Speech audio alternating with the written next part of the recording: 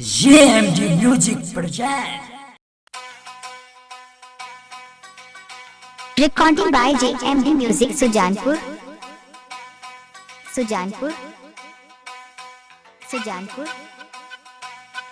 Sujanpur. Sujanpur. Sujanpur.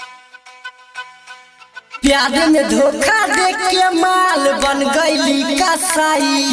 वो करे याद में चल भाई पबजी खेलल जाई, पबजी खेलल जाई, पबजी खेलल जाई। प्यार में धोखा दे के माल बन गईली कसाई। वो करे याद में चल भाई पबजी खेलल जाई। डीजे मनीष रक्सौल पबजी खेलल जाई। खाके कसम कहतानी दिल न लगाई। वो करे याद में चल भाई पबजी खेलल जाई, पबजी खेलल जाई, पबजी खेलल जाई। डीजे मनीष रक्सौल पबजी खेलल जाई। Music Director Nikhilesh Sharma. PUBG खेलल जाई। दिन पर दिन भइल जात रहे कचरी। भेट करया बेटा सच नहीं बजरी। दिन पर दिन भइल जात रहे कचरी। भेट करया बेटा सच नहीं बजरी। हम बनबे करार कहरेला प्यार। हम बनबे करार कहरेला प्यार।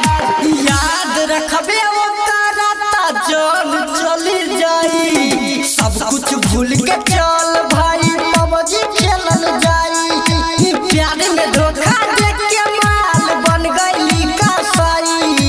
ओकरे याद में चल भाई पबजी खेलल जाई, पबजी खेलल जाई, पबजी खेलल जाई। डीजे मनीष रक्सौल पबजी खेलल जाई। Recording by JMD Music.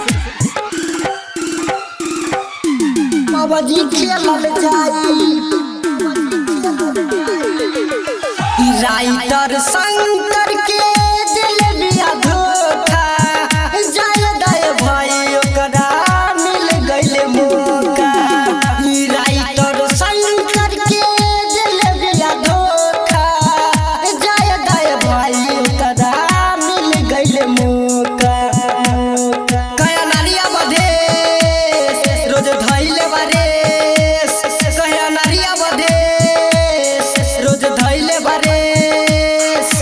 Kanhaiya मानी से जाना तनी बतियालू।